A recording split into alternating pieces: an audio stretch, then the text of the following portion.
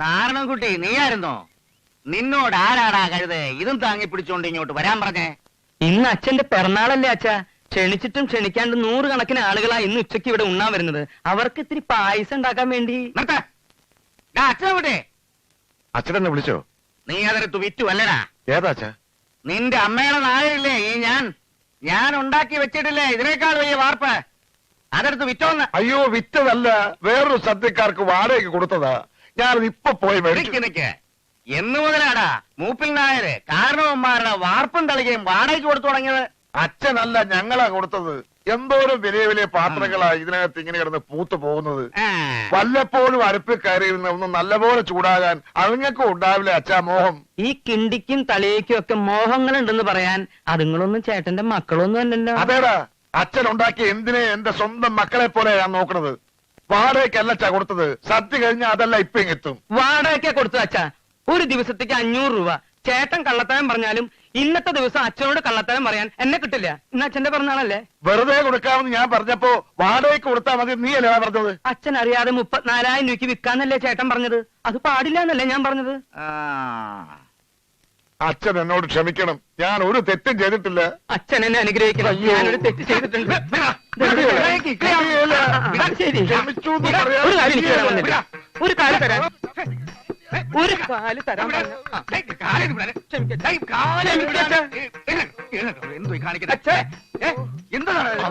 അപസ്മാരാണല്ലോ പഠിച്ചോലത്. എന്തെങ്കിലും ഇരുമ്പ് നഷ്ടം വിട്ടു വരാൻ അപസ്മാരം തന്റെ വാപ്പിച്ച കൈ കൊടുക്കുന്നത് അല്ല. താക്കോല് പിടിക്കാൻ കൊടുത്തതിന്റെ ഗുണമായി കാണിക്കണേ. ദിവസം 4 തവണ കാല് പിടിച്ചാൽ ചെയ്ത തെറ്റൊക്കെ ഇല്ലാതായിന്നാ വിചാരം. മക്കളാണോ മരുമക്കളാണോ എന്ന് ഞാൻ നോക്കൂല. നാറി തുടങ്ങിയാൽ സകലതും പഠിച്ചു കൊടുത്ത. അത് ശരി. അപ്പൊ മക്കൾ അച്ഛന്റെ കാല് പിടിക്കായിരുന്നില്ലേ? സത്യം പറയാലോ, എനിക്കത് കണ്ടപ്പോ മനസ്സിലായില്ല. കാരണം ജീവിതത്തിൽ ഇന്ന് വരെ ഞാൻ എന്റെ ബാപ്പന്റെ കാല് പിടിച്ചിട്ടില്ല. അതെന്താ, തന്റെ ബാപ്പയ്ക്ക് കാലില്ലേ? കാലിലഞ്ഞിട്ടല്ല, ഓർമ്മ വെച്ച കാലം മുതൽ നമ്മൾ ബാപ്പ ദുബായിലാ. ബാപ്പ ദുബായിന്റെ ലീവിൽ വരുമ്പോ നമ്മൾ ഇവിടുന്ന് അങ്ങോട്ട് പോകും. നമ്മൾ അവിടുന്ന് ഇങ്ങോട്ട് വരുമ്പോ ബാപ്പ ഇവിടുന്ന് അങ്ങോട്ട് പോകും. ബാപ്പി ഞാനിതുവരെ തമ്മ കണ്ടില്ല. പിന്നെ എങ്ങനെ ഇത് പിടിക്കും? കോയ എന്താ കയ്യിൽ ചുരുട്ടി പിടിച്ചിരിക്കുന്നത്? ഇത് ഈ മാസത്തെ എന്റെ വീട്ടിന്റെ വാടക. ആദ്യത്തെ വാടക മൂപ്പിൽ നേരെ കയ്യിൽ നേരിട്ട് കൊടുത്ത് അനുഗ്രഹം വാങ്ങുന്ന എന്റെ ആഗ്രഹം. ഏയ്, ഇന്ന് അച്ഛന്റെ ജന്മദിവസം അച്ഛൻ ഒന്നും കൈ നീട്ടി വാങ്ങാറില്ല, കൈ നീട്ടി കൊടുക്കാറേ ഉള്ളൂ. ഏട്ടാ, വീട് വാടക കൊടുക്കുമ്പോ ഇതൊന്നും കോയോട് പറഞ്ഞിട്ടില്ലേ? ഞാനായിട്ട് പറയുന്നത് നല്ലതല്ലേടാ, നേരിട്ട് വന്ന് അറിയുന്നത്. അങ്ങനെയൊക്കെ ചില പതിവ് പണ്ട് മുതലേ ഇവിടെ ഉണ്ട്. ഇവൻ പറഞ്ഞ പോലെ ഈ ദിവസം കൈ നീട്ടി ഞാനൊന്നും വാങ്ങാറില്ല. ഈ മാസത്തെ വാടക എനിക്ക് ഇന്ന് വേണ്ട, അത് താൻ തന്നെ വെച്ചോ. പടച്ചോൻ സഹായിച്ച് എന്നും നിങ്ങൾക്ക് പെരുന്നാൾ വെച്ചെന്നാണ് എന്റെ പ്രാർത്ഥന. നിങ്ങളെപ്പോലത്തെ മനുഷ്യന്മാര് കൊല്ലത്തൊരു ദിവസം ജനിച്ചാൽ പോരാ. ഓരോ മാസം എല്ലാ 1-ാം തീയതി അങ്ങനെ 12 മാസം ജനിക്കണം എന്റെ ആഗ്രഹം. ജനിക്കണം എന്ന് തന്നെയാ എന്റെയും മോഹം. ഈ വീട് വിട്ടുപോവാൻ ഇപ്പോഴും എനിക്ക് മനസ്സിലിടവേ. മരിക്കരുത് എന്നാ എന്റെ പ്രാർത്ഥന. കോയക്കറിയില്ല, ഇവരുടെയൊക്കെ ഇളയതായി എനിക്കൊരു മോളുണ്ടായിരുന്നു. ചിന്നമ്മൂന്നാ ഞാൻ വിളിക്ക.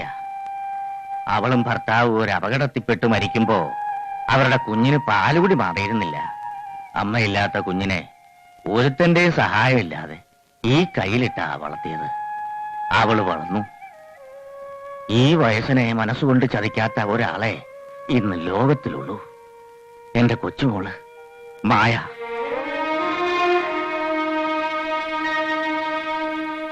ഇന്നെന്റെ പിറന്നാള് മാത്രമല്ല, മായ ബോംബെന്ന് എന്നെ കാണാൻ വരുന്ന ദിവസം കൂടിയാ. ഇതുവരെ ഒരു പിറന്നാളും അവളെ കാണാതെ ഞാനിവിടെ ഉണ്ടിട്ടില്ല. ഇന്ന് വരും എഴുത്തുണ്ടായിരുന്നു. വിമാനത്താവളത്തിലും തീവണ്ടി ആഫീസിലും ബസ് സ്റ്റോപ്പിലും ആളെ നിർത്തി മനസ്സിൽ തീയും വെച്ചിരിക്കുമ്പോഴാ മക്കളാണെന്നും പറഞ്ഞ് ഓരോരുത്തര് ഉരുളിയും തലയെ വെച്ച് എഴുന്നള്ളത്ത് നടത്തുന്നത്. മായ ഇങ്ങ് എത്തിക്കോളും. അച്ഛൻ ഇങ്ങനെ വിഷമിക്കണ കാണുമ്പോ ഞങ്ങൾക്ക് വരെ മനസ്സ് മുറുകി പൊട്ടുക. അതാ മായ വന്നു.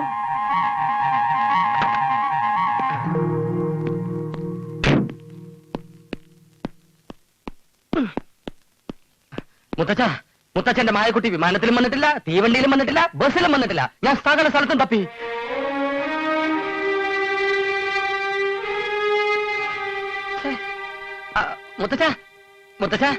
മുത്തച്ഛ ബോംബെയിൽ അവളുടെ അഡ്രസ് തരൂ.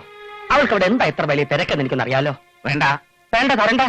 ഞാൻ അവൾക്ക് കത്തെഴുതുന്നു പേടിച്ചിട്ടല്ലേ എനിക്ക് അഡ്രസ് തരാത്തത്. ചോദിച്ച അവളും തരികയല്ല. എന്താ ഇത്?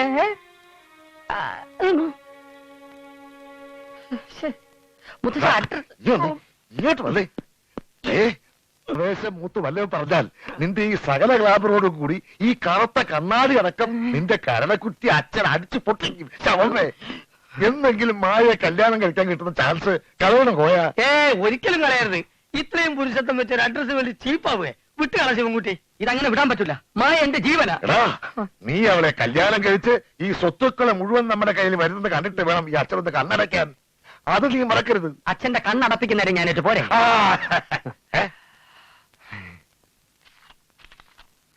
വാടക 400 നിങ്ങൾ അതേപോലെ വാടകയില് പകുതി ഇങ്ങക്കും പകുതി അമ്മക്കും. ജീവിക്കാൻ വേണ്ടി ഒരുപാട് സർക്കസ് നടത്തുന്ന കുട്ടികളും കെട്ടികളുള്ള ഒരു സാധാ കോയാണ് ഞാൻ. എന്നാലും സ്വന്തം വീട്ടിൽ നിങ്ങൾ നടത്തുന്ന ഈ കള്ളക്കളി ഉണ്ടല്ലോ, അതിന്റെ മുമ്പിൽ നമ്മൾ സർക്കസ് ഒന്നുമല്ല.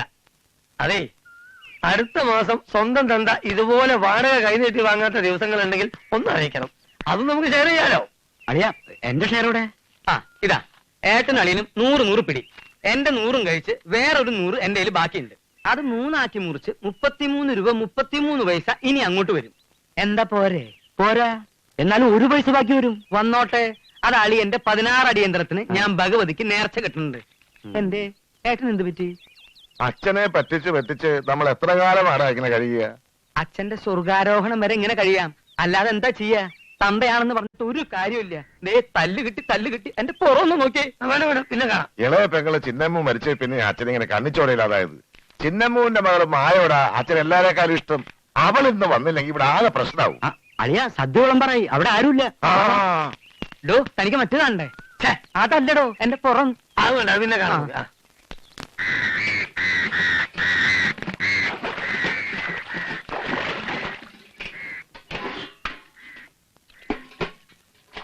എല്ലാരും ഊണ് കഴിച്ചു, ഞങ്ങളും കഴിച്ചു. ഇനി അച്ഛൻ മാത്രമേ ഉള്ളൂ. വിളമ്പട്ടെ? വേണ്ട, എനിക്ക് വിശപ്പില്ല. അച്ഛന് വേണ്ടെങ്കിൽ എനിക്കും വേണ്ട. ഞാനും കഴിക്കുന്നില്ല. എന്നാ ഞാനും കഴിക്കുന്നില്ല. അപ്പൊ നിങ്ങൾ രണ്ടാളും കഴിച്ചു എന്ന് പറഞ്ഞതോ?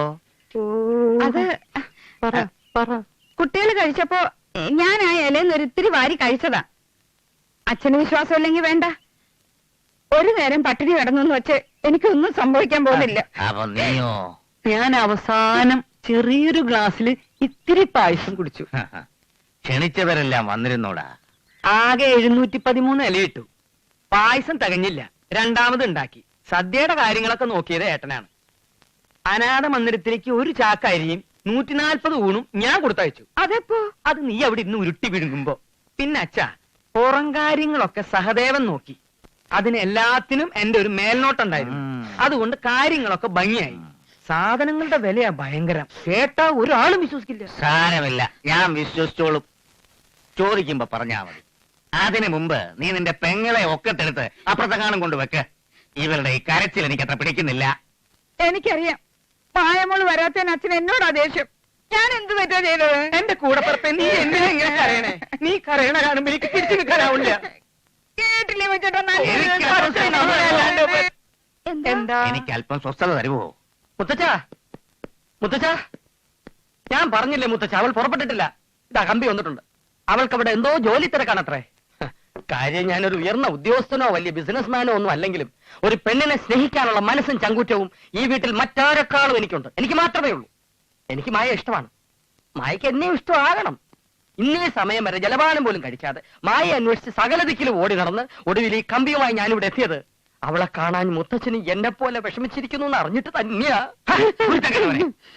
ഈ കാര്യം പറഞ്ഞുകൊണ്ട് ഇനിയെങ്ങാനും നീ എന്റെ നേരെ വന്നാൽ വല്ലതും കടിച്ചു തിന്നാ നേരത്തെ വായി പല്ല് കാണത്തില്ല. ഇറങ്ങിപ്പോയോ പിന്നെ? എന്താ മോനെ? മുത്തച്ഛൻ എന്റെ തന്തയ്ക്ക് വിളിച്ചു. അത്രേ ഉള്ളൂ. മായമോള് വരില്ലേടാ ശിവൻകുട്ടി? മായ വരാൻ യാതൊരു വഴിയും ഞാൻ കാണുന്നില്ല. കമ്പിയിൽ പിന്നെ എന്താടാ അവളെ എഴുതിയിരിക്കുന്നത്? 1 കിലോ ചെമ്പ് കമ്പി ഈ ചെറിയ മാവന്റെ തലയെ കെട്ടിവെച്ച് ബോംബെയിലോട്ട് അയക്കാൻ പറഞ്ഞു. അവളിങ്ങോട്ട് വരുന്നില്ലെന്ന്. മായവന്റെ ബോംബെയിൽ എന്തെടുക്കുക? ബോംബെയിൽ അവൾ എന്തെടുക്കണം? നിങ്ങളിൽ നിന്നെല്ലാം രക്ഷപ്പെട്ട് അങ്ങ് അകലെ എന്റെ മായ ബോംബെ നഗരത്തിൽ ഒരു മായാമോഹിനിയായി മാറിക്കൊണ്ടിരിക്കുകയാണ്. കരയാടാ. എനിക്കിനി അവളെ കിട്ടില്ല അച്ഛാ. മായ മായ. ഇതാരുടെ താക്കോലാടാ? കോയയുടെ താക്കോലല്ല, എന്റെ താക്കോലാണ്.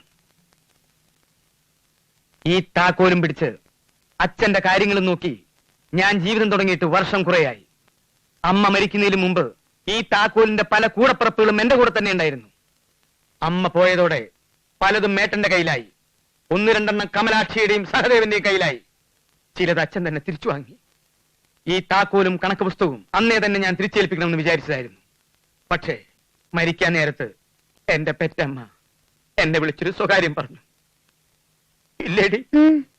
എന്ത് സ്വകാര്യം? എന്ത് തന്നെ വന്നാലും എത്ര തന്നെ ചീത്ത പറഞ്ഞാലും അച്ഛനെ പൊന്നുപോലെ നോക്കണമെന്നാണ് അമ്മ എന്നോട് പറഞ്ഞത്. അല്ലേടി? അച്യുതൻകുട്ടിയേട്ടനെയും കമലാക്ഷിയെയും അളിയനെയും അമ്മയ്ക്ക് വിശ്വാസമില്ലായിരുന്നു. അതാ അവരോട് പറയാതെ എന്നോട് പറഞ്ഞത്. അച്ഛനെ നമസ്കരിക്കടി. എന്തുവാ ഇത്? എന്റെ പൊന്നച്ഛൻ വിശ്വസിക്കല്ലേ? എന്റെ പൊന്നച്ച, ഈ കേട്ടത് മുഴുവൻ കള്ളത്തരമാണ്. എന്താ ഇത്? എല്ലാരും കൂടെ അമ്മയ്ക്ക് എന്നെ വിശ്വാസമില്ലെന്ന് ഇവരെങ്ങനെയാ പറയുന്നത്? ഇവരെക്കാളും 4 കൊല്ലം മുമ്പ് അമ്മയെ കണ്ടവനാ ഞാൻ. അളിയോ, എന്നോടും തങ്ങളോട് വേണ്ടായിരുന്നു. ഇത്രയും വിഷം അച്ഛന്റെ മനസ്സിലേക്ക് ഓടി ഒഴിച്ചിട്ട് നിനക്ക് എന്താണ് കിട്ടിയത്? ആദ്യം ജനിച്ചാലും ശരി, അവസാനം ജനിച്ചാലും ശരി, അച്ഛനും അമ്മയ്ക്കും മക്കളെല്ലാം ഒരുപോലെ തന്നെയാ. അച്ഛനെ നോക്കാൻ വേണ്ടിട്ടല്ലേ സ്വന്തം വീട് വിട്ട് ഞങ്ങളെല്ലാം ഇങ്ങോട്ട് പോകുന്നത്. നിങ്ങളുടെ വീട് വാടകയ്ക്ക് കൊടുത്തിട്ടല്ലേ പെങ്ങൾ അളിയൻ ഇവിടെ വന്ന് താമസിക്കുന്നത്? അപ്പൊ താനോ? ഞങ്ങൾക്ക് കിട്ടിയ വീടിന് നല്ല ഉറപ്പ് പോരാ. അതൊന്ന് കെട്ടിപ്പൊക്കണം, അല്ലാതെ അവിടെ താമസിക്കാൻ പറ്റില്ല. അച്ഛൻ വിളിച്ചിട്ടല്ലേ ഞങ്ങൾ ഇവിടെ താമസിക്കുന്നത്? അല്ലേടി? അതെ. ഉറപ്പ് പോരെങ്കിൽ പിന്നെ എന്തിനാണ് അത് എഞ്ചിനീയർക്ക് വാടകയ്ക്ക് കൊടുത്തത്? എഞ്ചിനീയർക്ക് ആ ഉറപ്പ് മതിയെന്ന് പറഞ്ഞു. എനിക്കിത് പോരേട്ടാ. കൊച്ചക്കൻ പറയുന്ന കളവാണച്ചാ. അച്ഛനത് വിശ്വസിക്കരുത്. മരിക്കുന്നവരെ അമ്മയുടെ തലക്കിലിരുന്ന് നാമം ചോദിച്ചാലും ഞാനാ. ആ നാമജപം സഹിക്കാൻ കഴിയാഞ്ഞിട്ടാ അമ്മ വേഗം പോയത്. കൊച്ചക്കൻ, ഞാൻ ഇത് കേട്ടില്ലേ അച്ഛാ? അമ്മയെ ഞാൻ പൊന്നു പോലെയാ നോക്കിയത്. അവസാനത്തെ ശ്വാസം പോകുന്നതിന് മുമ്പ് അമ്മയ്ക്ക് വാസുണ്ണിയെ കാണണമെന്ന് പറഞ്ഞു. ഞാൻ വാസുണ്ണിയെ കൊണ്ടുവന്ന് അമ്മയുടെ കാൽക്ക് നമസ്കരിപ്പിച്ചു. കിടന്നുകൊണ്ട് കൈനീട്ടി വാസുണ്ണിയുടെ നെറുകയിൽ തൊട്ടമ്മ അനുഗ്രഹിച്ചു. ഓനെ വാസുണ്ണി, നിന്റെ കാര്യങ്ങളൊക്കെ മുത്തശ്ശൻ നോക്കിക്കോളൂന്ന് അമ്മ പറയുകയും കൂടി ചെയ്തു. എന്താ മലർന്ന് കിടന്ന് ശ്വാസം വലിക്കുന്ന അമ്മ എങ്ങനെയാ കാല് പിടിച്ച് നിൽക്കണ വാസുണ്ണിയുടെ നെറുകയിൽ തൊടുന്നത്? കൈക്ക് ഇത്ര നീളുണ്ടാവും. എന്റെ അമ്മ ആരോ കിങ്കോങ്ങ. മരം കൊടു. മതി, നിർത്ത്. ആരെ ബോധിപ്പിക്കാനാ നിങ്ങൾ ഇങ്ങനെ തമ്മിൽ തല്ലുന്നത്? എന്നെ ബോധിപ്പിക്കാനോ? ഒന്നായിട്ട് കട്ടുമുടിക്കാതിരിക്കാനാ എല്ലാം ഒരു കള്ളനെ ഏൽപ്പിക്കാതെ പല കള്ളന്മാരെ ഏൽപ്പിച്ചത്. അങ്ങനൊരു ബുദ്ധി എനിക്ക് തോന്നിയത് എന്തുകൊണ്ടാണെന്നറിയാവോ? ഞാൻ നിങ്ങളെക്കാളൊക്കെ വലിയ കള്ളനായതുകൊണ്ടാ. നിന്റെയൊക്കെ ഭാഷ പറഞ്ഞാൽ തനി തന്തക്കള്ളൻ.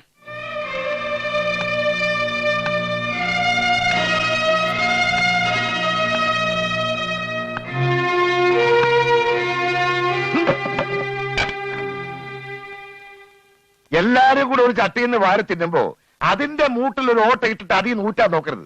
നിന്റെ അതിബുദ്ധി ഇവിടെ നടക്കില്ല നാരായണക്കുട്ടി. എന്നെ എങ്ങനെയെങ്കിലും പാര വെച്ച് കള്ളനാക്കാനല്ലേ ഏട്ടനും പെങ്ങളും നോക്കുന്നത്? ഒന്നില്ലെങ്കിൽ എന്റെ കൂടപ്പറപ്പല്ലേ? ഈ അളിയനെ കൊന്നിട്ടായാലും ശരി, വേണ്ടി വന്നാൽ ഞാൻ ഇതെല്ലാം കലക്കും. കോയയുടെ കയ്യിൽ നിന്ന് വാങ്ങിയ വാടക അച്ഛന് തിരിച്ചു കൊടുക്കാൻ പറഞ്ഞപ്പോ നിങ്ങൾ രണ്ടാളെന്താ പറഞ്ഞേ? അതെടുത്ത് സ്വന്തം കയ്യിൽ നിന്ന് കണക്കിലിട്ടോളാൻ ഞാനിട്ടു. അത് ഇത്തിരി ശബ്ദത്തിലായിപ്പോയി. അത്രേ ഇവിടെ സംഭവിച്ചുള്ളൂ. ആ, നിങ്ങൾ എവിടേക്ക് പോണേ?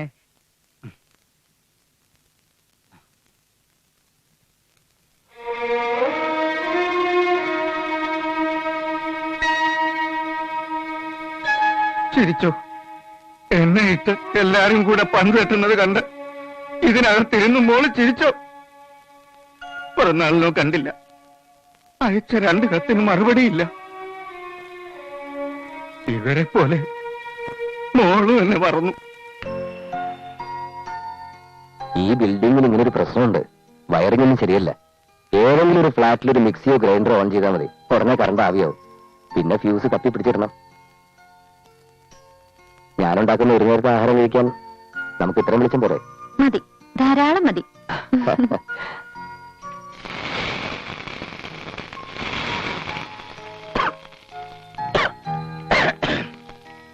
ചെറുപ്പം മുതലേ ഞാൻ നല്ലൊരു കുക്ക. ഞങ്ങളുടെ വീടിനടുത്ത് സൗദാമിന്റെ പേരുള്ള ഒരു പെൺകുട്ടി ഉണ്ടായിരുന്നു.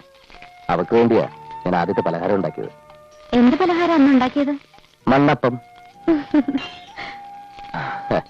മണ്ണ് ചിരട്ടെ കോരിയെടുത്ത് നന്നായി അമർത്തി നിലത്തടിച്ച് ഒരു കല്ലെടുത്ത് 2 തട്ട് തട്ടിയ മണ്ണപ്പം അങ്ങനെ ചൂടോടെ നിൽക്കും. മനസ്സുകൊണ്ട് അതിലിത്തിരി ചമ്മന്തിയും 2 കല്ലുപ്പും ചേർത്ത് ഞെരിച്ചങ്ങനെ കഴിച്ചാലുണ്ടല്ലോ, എന്താ രസം എന്നറിയോ? ആരാ ഈ സൗദാമിനി? അവർക്കിപ്പോ എന്റെ പ്രായത്തിലുള്ള മക്കളുണ്ട്. ദൈവാനുഗ്രഹം കൊണ്ട് അവർക്ക് ഡോക്ടർ കുൽക്കറിനെ കാണേണ്ട ആവശ്യം വന്നിട്ടില്ല. ഭാഗ്യം ചെയ്ത പെൺകുട്ടിയാണ് സൗദാമിനി. വലിയ തറവാട്ടിൽ പിറന്നിട്ടും എന്റെ കുട്ടിക്കാലം ഇങ്ങനെയൊന്നും ആയിരുന്നില്ല. അച്ഛനും അമ്മയൊക്കെ ഒരു ഓർമ്മയുള്ളൂ. മുത്തശ്ശിയുടെ താരാട്ടും മുത്തച്ഛന്റെ കൽപ്പനകളും എന്തിനും ആർത്തി കാണിക്കുന്ന ഒരു കൂട്ടം കുടുംബക്കാരും. 3-ാം വയസ്സിലെ പട്ടാളത്തിൽ ചേർന്ന ആരെങ്കിലും കണ്ടിട്ടുണ്ടോ? ഇല്ലെങ്കിൽ ഈ എന്നെ നോക്കിയാ മതി. എനിക്ക് തറവാട് ഒരു പട്ടാള ക്യാമ്പ് പോലെയായിരുന്നു. മുത്തച്ഛൻ എന്നെ ജീവനാ. സ്നേഹിക്കാൻ മാത്രമല്ല, കൊല്ലാനും മുത്തച്ഛനെ നന്നായി അറിയാമെന്ന് എല്ലാവരും പറയാറ്. മായ എന്താ മുത്തച്ഛനെ കാണാൻ പോവാത്തെ? പോവണമെന്ന് എപ്പോഴും തോന്നും. പക്ഷേ സ്വത്തിനു വേണ്ടി തമ്മിൽ തല്ലുന്ന ബന്ധുക്കളെ ഓർക്കുമ്പോ പോവാൻ തോന്നില്ല. എല്ലാവരെക്കാളും മുത്തച്ഛൻ എന്നെയാണ് വിശ്വാസം സ്നേഹവും ഒക്കെ. ഞാൻ എന്തിനെങ്കിലും എതിർ നിന്നു എന്നറിഞ്ഞ മുത്തച്ഛൻ പിന്നെ ജീവിച്ചിരിക്കില്ല. മുത്തച്ഛൻ അറിഞ്ഞുകൊണ്ട് മുത്തച്ഛന്റെ സമ്മതത്തോടെ ഞാൻ ഇഷ്ടപ്പെടുന്ന ഒരു ജീവിതവും എനിക്കുണ്ടാവില്ല. ഞാൻ എന്താ ചെയ്യാ? ജീവിതവും പറ. കുട്ടിക്കാലം മുതൽ എനിക്ക് സ്നേഹവും വാത്സല്യവും തരാൻ ഒരാളെ ഉണ്ടായിരുന്നുള്ളൂ, എന്റെ മുത്തശ്ശൻ. ഞാൻ കാരണം മുത്തശ്ശൻ വേദനിക്കുന്നത് എനിക്ക് ആലോചിക്കാനേ വയ്യ. മുത്തശ്ശൻ എപ്പോഴും പറയും എന്നെ മുത്തശ്ശനെ ഏൽപ്പിച്ചാണ് എന്റെ അമ്മ പോയതെന്ന്. മുത്തശ്ശിക്കും ഉണ്ടായിരുന്നു ഓരോ ആഗ്രഹങ്ങള്. ഞാനൊരു വലിയ ബിസിനസ്സുകാരനെയോ ഉയർന്ന ഉദ്യോഗസ്ഥനോ വിവാഹം കഴിക്കണം, സ്വത്തുക്കളിൽ കുറെ ഭാഗം എന്റെ പേരിൽ എഴുതി വെക്കണം, അങ്ങനെ ഒരുപാട് കാര്യങ്ങള്. ശ്വാസം മുട്ടിയപ്പോഴാ ഒരു ജോലി കിട്ടിയതും ഇങ്ങോട്ട് വന്നതും. ചുരുക്കി പറഞ്ഞ മുത്തച്ഛന്റെ കാറ്റ് പോകുന്നവരെ മായയുടെ കാര്യം മഹാകഷ്ടാണല്ലേ. നിന്റെ മുത്തച്ഛന് വാത്സല്യം കൊണ്ടുള്ള പ്രാന്ത. നമ്മൾ സ്നേഹിച്ചാലോ വിവാഹം കഴിച്ചാലോ കുൽക്കർണിയോ കണ്ടാലൊന്നും നിന്റെ മുത്തച്ഛന് ഒന്നും സംഭവിക്കാൻ പോകുന്നില്ല. സംഭവിക്കും. ആ നിമിഷം മുത്തച്ഛൻ മരിക്കും, എന്നെ ശപിച്ചു മരിക്കും. ഞാനാണ് മുത്തച്ഛനെ കൊന്നതെന്ന് എല്ലാരും പറയും. പിന്നെന്താ ചെയ്യാ? ഇത്രയൊന്നും ഭ്രാന്തില്ലാത്തൊരു അമ്മ എനിക്കുണ്ട്. എന്റെ അമ്മ മലയാളിയല്ല, ഗുജറാത്തിയാ. അച്ഛൻ റെയിൽവേലാ, നാരായണ മേനോൻ. ഇപ്പൊ ഒറീസല. അവരുടെ ഒരു പ്രേമ വിവാഹമായിരുന്നു. അവരുടെ കല്യാണം കഴിഞ്ഞ് ഞാനും ജനിച്ച് എനിക്ക് 11 വയസ്സുള്ളപ്പോഴാ അവരുടെ വിവാഹം കഴിഞ്ഞ കാര്യം തന്നെ അമ്മയുടെ വീട്ടുകാരറിയുന്നത്. എന്നേക്കാ വലിപ്പമുള്ള മീശയും വെച്ച അന്ന് അമ്മയുടെ ഏട്ടന്മാർ നടന്നിരുന്നത്. അന്നെങ്ങാനും സത്യം അറിഞ്ഞ് അച്ഛനെ കൈ കിട്ടിയിരുന്നെങ്കിൽ അവർ അച്ഛനെ കൊന്നു കളയായിരുന്നെന്ന് അമ്മ ഇപ്പോഴും പറയാറുണ്ട്. അമ്മയുടെ ഒരു മിടുക്കൊണ്ടാ അന്ന് അച്ഛനും അമ്മയും രക്ഷപ്പെട്ടത്. നമുക്കും ആ പാരമ്പര്യം പിന്തുടർന്നാലോ? നിന്റെ സ്വത്തൊക്കെ അവർ തിന്നട്ടടി. നിനക്ക് സ്വത്ത് വേണമെന്നുണ്ടോ? പക്ഷേ എനിക്ക് ഇടയ്ക്കൊക്കെ മുത്തച്ഛനെ കാണണം. കണ്ടോ? പോയി കണ്ണു നിറച്ച് കണ്ടിട്ട് തിരിച്ചു വന്നോ? എനിക്കവിടെ വേറെ കല്യാണം ആലോചിച്ചാലോ? അത് ആലോചിക്കുമ്പോഴല്ലേ നല്ലതാണെങ്കിൽ നമുക്ക് അതൊന്ന് നടത്താന്ന്. അപ്പോ നമുക്ക് നമ്മുടെ ജീവിതം ആരംഭിക്കാല്ലേ? ആദ്യം ഒരു പ്രണയം, പിന്നൊരു താലികെട്ട്, അത് കഴിഞ്ഞ 1-2 കുഞ്ഞുങ്ങളും, പിന്നെ